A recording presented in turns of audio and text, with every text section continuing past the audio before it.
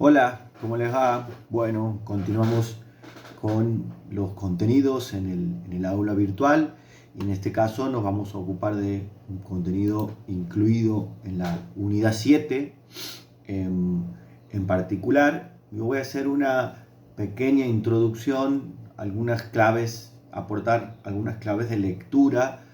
para la comprensión de los textos de Alicia Gutiérrez que están incluidos en el aula virtual. Alicia Gutiérrez se ocupa del pensamiento de Pierre Bourdieu.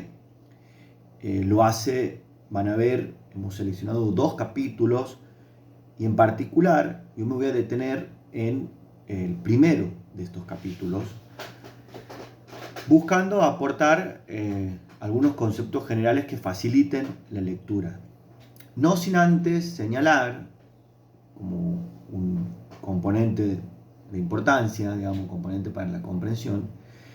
que es importante luego de esta pequeña aproximación y de una lectura detenida, digamos, de estos 2 capítulos que son breves,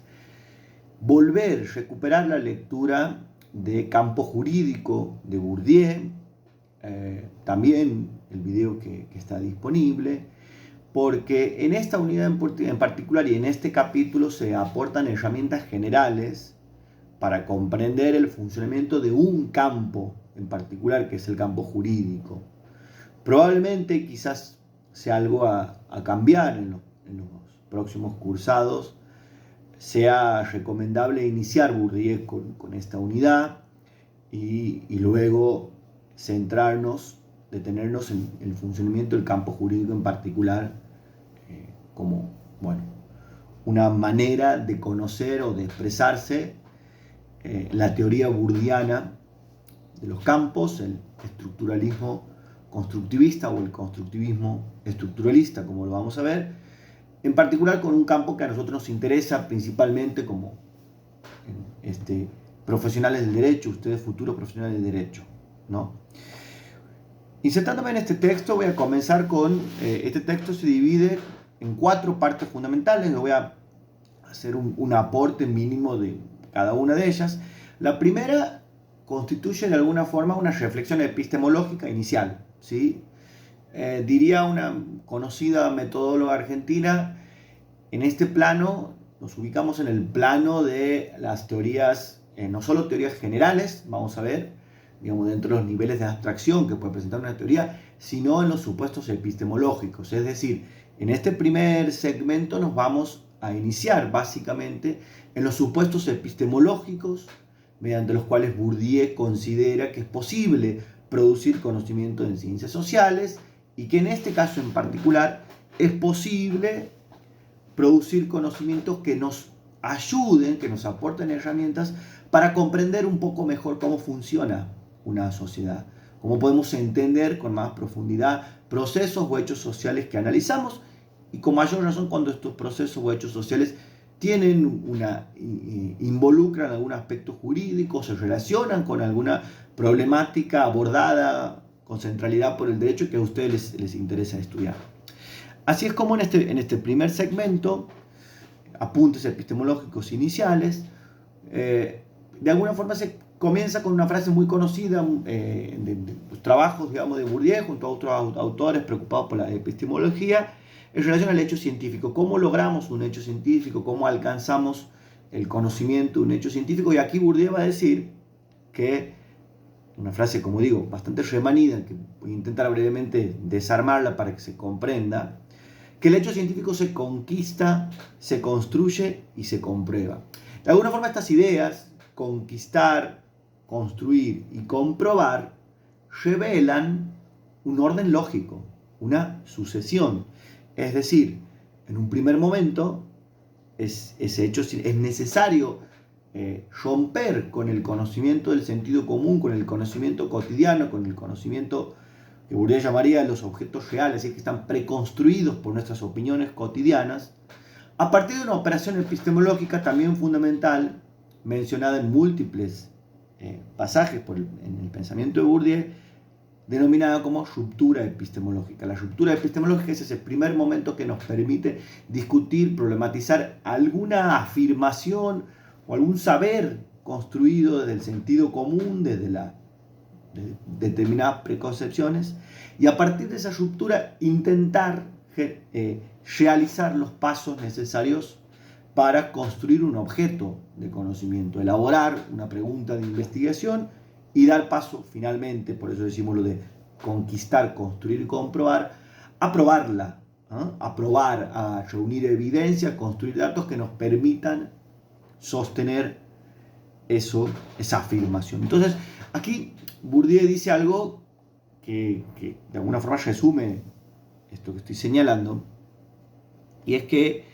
en todo acto de investigación supone operaciones tanto empíricas como teóricas.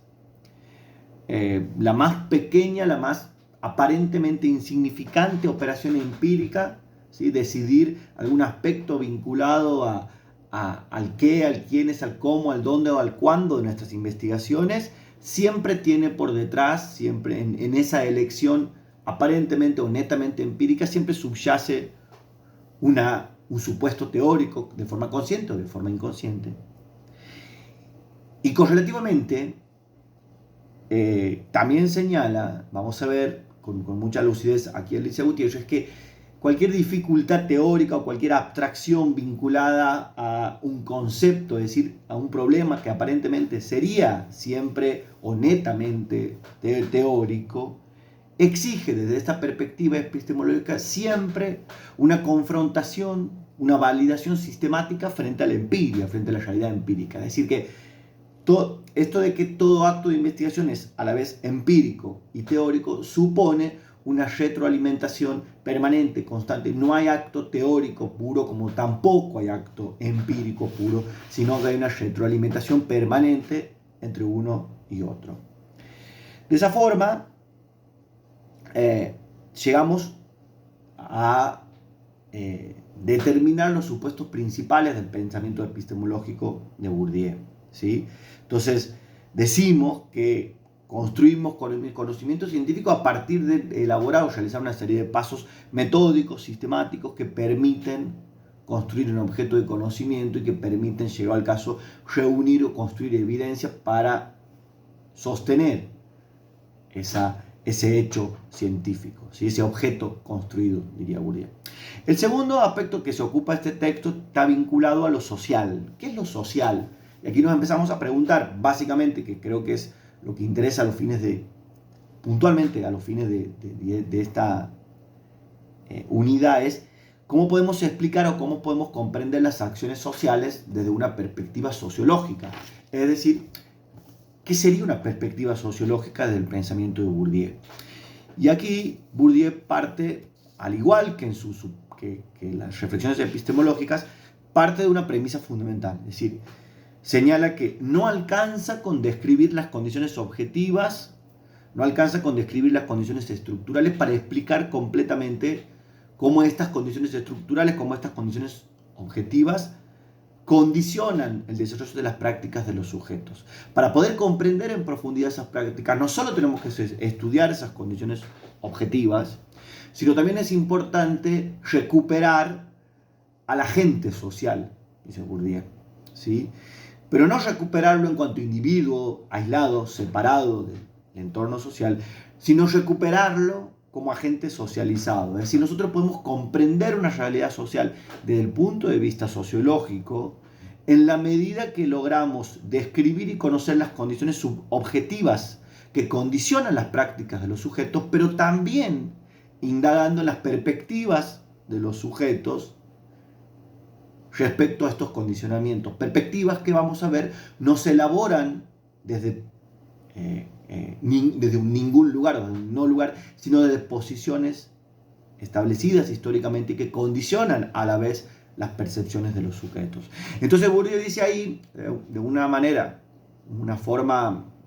sintética, digamos, de una forma muy clara, expuesta y muy lúcida, expuesta por Alicia Gutiérrez, que lo social en el pensamiento de Bourdieu puede ser entendido como lo social hecho cosas, es decir, condiciones objetivas, cambios de posiciones históricamente constituidas. Vamos a ver qué quiere decir lo social hecho cosas, y también lo social se verifica en el cuerpo de los sujetos, lo social hecho cuerpo, dice Alicia Gutiérrez interpretando a Bourdieu. ¿Y qué sería lo social hecho cuerpo? Bueno, esas estructuras sociales que han sido internalizadas, incorporadas por los agentes en sus esquemas de clasificación, en sus esquemas de percepción, en la forma de mirar, entender y relacionarse en el mundo. Esos modos de comprender, de entender, de percibir, ¿sí? También en el plano de la percepción,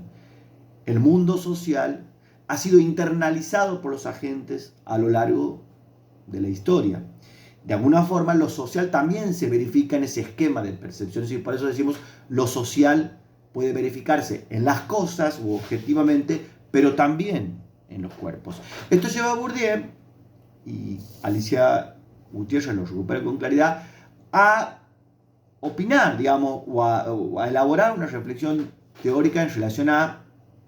el objetivismo, las ideas del objetivismo y del subjetivismo, que muy sintéticamente pueden pensarse como un modo de concebir o de comprender el orden social, centrado principalmente en la descripción y en el condicionamiento que las estructuras sociales y las condiciones objetivas producen en las prácticas de los sujetos, o, como contrapartida, un modo de comprender o de entender el mundo social centrado de manera primordial en las perspectivas de los sujetos que producen esas prácticas. Entonces ahí Bourdieu, lejos de alimentar esa oposición, de alimentar una perspectiva, digamos, dicotómica entre lo subjetivo y lo objetivo, señala que se retroalimentan, que pueden ser entendidas como pasos lógicos de un proceso de comprensión del orden social, que para analizar sociológicamente el mundo social, ambas posiciones, tanto la objetivista como la subjetivista, son significativas y son fértiles para esta tarea intelectual de comprender el mundo social. ¿Cómo? Bueno, entiende, digamos, en términos sucesivos, que en un primer momento debería, digamos, presentarse un momento, si se quiere, objetivista en el que se describen y se analizan los campos de posiciones y las relaciones objetivas entre esas posiciones vamos a ver históricamente constituidas, y luego de analizar los campos de posiciones y cómo están configurados estos campos y qué relaciones se establecen entre las distintas posiciones de esos campos, analizar las perspectivas de los sujetos, agentes, diría Bourdieu, en la terminología de Bourdieu, en la teoría, digamos, bourdiana, perspectivas o puntos de vista que siempre son construidas de sus posiciones sociales. Es decir, las posiciones sociales conforman campos, es decir, tramas de relaciones entre distintas posiciones. Es necesario analizar las relaciones objetivas entre esas distintas posiciones, de alguna forma relaciones estructurales en el campo, pero también es necesario analizar las perspectivas de los sujetos que ocupan esas posiciones, perspectivas que inescindiblemente están condicionadas por las posiciones, por estas posiciones. Es decir, los agentes sociales percibimos, pensamos, valoramos distintos hechos del mundo social en función de la posición social que ocupamos. Por lo tanto, para un análisis sociológico de la perspectiva bourdiana, es relevante tanto analizar estos campos de posiciones y las relaciones históricamente constituidas entre estas posiciones, pero también analizar las perspectivas, los puntos de vista de los sujetos elaborados de esas posiciones. A partir de esto, Bourdieu elabora la idea de, y de nuevo recuperando la reflexión epistemológica, que para analizar un proceso de investigación, para analizar todos los condicionamientos que se ponen en juego a la hora de un proceso de investigación, es necesario analizar las relaciones que el sujeto que investiga tiene, las relaciones que este sujeto que investiga tiene con la realidad que analiza, las relaciones que ese sujeto tiene con los agentes cuyas prácticas se investiga, y analizar el tipo de relaciones que se producen, relaciones que los unen, que los asocian, pero que también los enfrentan con sus pares y con las instituciones que están comprometidas en los procesos de investigación. Esto de alguna forma da lugar al tercer segmento de este texto, que está vinculado a la recuperación o de alguna forma la designación del pensamiento de Bourdieu como un pensamiento constructivista y estructuralista, designado como constructivismo estructuralista o estructuralismo constructivista, dando cuenta, llegado el caso, de los diferentes énfasis que, de acuerdo a la trayectoria del pensamiento de Bourdieu, se fueron colocando, ya sea en el aspecto estructuralista o en el aspecto constructivista. Ustedes, con toda lógica, se preguntarán qué está hablando, qué quiere decir con estructuralista y constructivista. Bourdieu entiende, y creo que se viene desprendiendo de lo que vengo hablando, que por estructivismo entendemos las estructuras objetivas, ¿sí?, independientes de la conciencia, que condicionan la voluntad de los agentes. Con una estructura objetiva tiene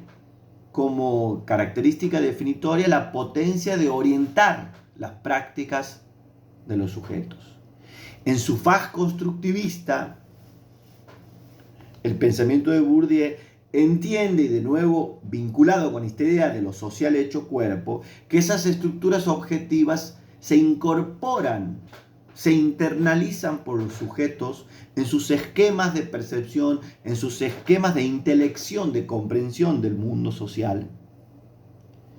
en sus pensamientos, en sus prácticas, lo que da lugar a la idea, vamos a ver, central en la teoría de Bourdieu, de hábitus. De este modo, desde su aspecto estructuralista y desde su aspecto constructivista, en amalgama, en relación permanente entre ambos, Bourdieu desarrolla dos conceptos que lo van a ver y que lo hemos visto ya cuando analizamos elementos para una sociología del campo jurídico. Una perspectiva relacional. Relacional quiere decir que durante el desarrollo de las prácticas de los sujetos, tanto la conformación del campo, es decir, las posiciones y relaciones objetivas entre esas posiciones históricamente constituidas, como la conformación del hábitus, es decir, ese esquema de percepciones o ese conjunto de relaciones históricas que son incorporadas, internalizadas por los agentes, se construyen entre sí, se retroalimentan entre sí. Es decir, la noción de campo como conjunto de posiciones que produce relaciones objetivas históricamente constituidas, etc., y la noción de hábitus son nociones que solo se pueden comprender de manera relacional. No podemos diseccionar a una y entenderla por separado, sino que podemos comprender el aspecto estructuralista, el aspecto constructivista, tanto el campo como el hábitus, de manera interrelacionada, ¿sí? Por eso es que el autor señala la necesidad de, al insertarse, digamos, con más profundidad en el estudio de los distintos campos sociales, y lo que allí se pone en juego, que vamos a ver, tiene que ver con la idea de capital, que es otra noción fundamental y que lo van a notar con más claridad en el capítulo 2 de Alicia Gutiérrez, ¿no? Cómo se ponen en juego distintos capitales, y eso en definitiva es lo que termina por formar un campo. Un campo, de alguna manera, se forma a partir de la existencia de un capital específico que está en disputa en ese campo. Los agentes sociales disputan ese campo desde posiciones sociales históricamente constituidas, lo que determina las relaciones objetivas entre distintas posiciones, y a partir de esquemas de percepción, de acción y de pensamiento internalizados por los agentes sociales, internalizados y traducidos en estructuras sociales que fueron a lo largo del tiempo incorporándose en la cabeza, en las percepciones, ¿sí? En el plano tanto intelectual, reflexivo, pero también en el plano intuitivo de los agentes sociales. Entonces ahí Bourdieu señala la necesidad de elaborar un análisis tanto sincrónico, es decir, considerar los diferentes sistemas de relaciones objetivas y las distintas posiciones sociales que conforman los campos, los distintos campos al momento de un análisis, pero también elaborar un análisis diacrónico, es decir, historizar, prestar atención a cómo históricamente se han ido conformando los campos, cómo se fueron reestructurando las distintas posiciones sociales, lo que fue influyendo en las relaciones objetivas que se producen entre estas posiciones sociales.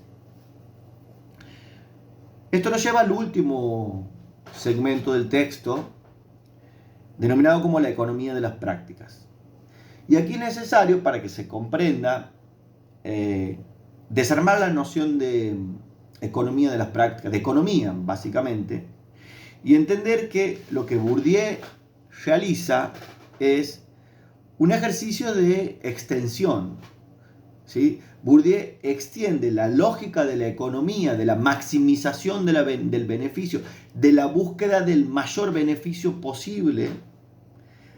al análisis de toda práctica social. Inmediatamente ustedes podrán decir, pero no toda práctica social y no todo campo de relaciones se aglutina en torno a un bien económico, ¿no? Pensemos, vamos a ver en el capítulo que sigue, el campo religioso o el campo intelectual no es precisamente un bien económico, la maximización de un bien económico, lo que está en disputa como capital en esos campos. No es lo que determina la acumulación de capital, las distintas posiciones jerárquicas en ese campo de relaciones. No. Lo que Bourdieu hace o lo que Bourdieu propone es que entender que toda práctica social puede explicarse como práctica económica en el sentido que las acciones sociales de los sujetos están orientadas a la maximización de un beneficio material, pero también simbólico. Es decir, el beneficio puede no ser un beneficio económico, puede ser simbólico, como de alguna manera lo que está en juego en el campo religioso, vamos a ver en el campo intelectual, y por lo tanto comprenderse como principio productor de las prácticas, ¿no? Buscar el máximo beneficio, ya sea material o no material, es de alguna forma el motor de los agentes sociales desde sus posiciones sociales y de acuerdo a la lógica de funcionamiento de cada campo social, diría o pensaría Bourdieu. Entonces, ahí Bourdieu cierra, Alicia Gutiérrez en rigor, recuperando y reflexionando en profundidad el pensamiento de Bourdieu, cierra con la idea de entender que además de, que para poder entender que el beneficio no siempre es material y que lo que Bourdieu hace es extender la lógica económica de análisis de toda práctica social, inclusive aquellas prácticas sociales que no están orientadas a la obtención de bienes económicos, es que es posible hablar de una economía de bienes simbólicos. Una economía de bienes simbólicos que forma o que permite entender la formación de distintos espacios sociales en los cuales el denominado desinterés, por oposición al interés entendido, el interés estrictamente como interés económico, es el principio ordenador o motorizador de esas prácticas. Desinterés, de nuevo, entendido como la búsqueda o como la obtención de bienes simbólicos, es decir, no siempre traducible en términos económicos. Desde estos 4 segmentos, recupero inicialmente un segmento vinculado a cómo construimos y sistematizamos conceptos y por qué la idea de que los conceptos o las teorías suponen siempre una necesaria ruptura epistemológica, la construcción de un objeto y luego la prueba, la construcción de evidencia, ¿sí? La noción de que todo acto de investigación es a la vez teórico como empírico, la noción fundamental de que la idea de lo social o que del análisis sociológico de las prácticas sociales nos permite comprender que lo social no solo está presente en las cosas, en las estructuras objetivas del mundo social, sino también en la forma en la que los sujetos agentes en la perspectiva de Bourdieu entienden, conciben y actúan en el mundo, en lo social hecho cuerpo. De alguna forma, la condensación del pensamiento de Bourdieu en la denominación como estructuralismo constructivista o constructivismo estructurista, para dar cuenta a partir de las nociones de campo y de hábitus de los distintos aspectos, tanto estructuralistas orientados a la indagación, descripción y análisis de las estructuras sociales objetivas y de las relaciones entre estas estructuras sociales por una parte y por la otra al análisis de cómo esas estructuras sociales se incorporan en el sujeto, si permiten a estos sujetos entender, comprender y a la vez representar y resignificar sus propias prácticas, es decir, construir puntos de vista desde sus posiciones sobre sus propias prácticas, hasta finalmente lo denominado como economía de las prácticas, que supone, reitero, un ejercicio intelectual de extender la lógica económica, es decir, la lógica de la gente que busca el máximo beneficio, como un principio de intelección, de comprensión del mundo social. Toda práctica social puede ser analizada desde la perspectiva de Bourdieu desde la lógica económica, porque no siempre lo que está en juego en una práctica social, o en el desarrollo de una práctica social, o en el desarrollo, diría Bourdieu, la configuración y el desarrollo de una estrategia, no siempre lo que está en juego es un bien económico, sino que los bienes inmateriales, ¿sí?, los beneficios simbólicos son también grandes motivadores o estimuladores de la acción social y pueden y permiten comprender desde este punto de vista económico, reitero, para que se entienda que se quiere decir con económico, permiten comprender la acción social en distintos campos sociales. Esto ha sido todo, les dejo el video en el aula y espero que a partir del video y de una lectura detenida, reflexiva del texto, puedan comprender un poco más el pensamiento de Pierre Bourdieu. Les dejo un saludo. Adiós.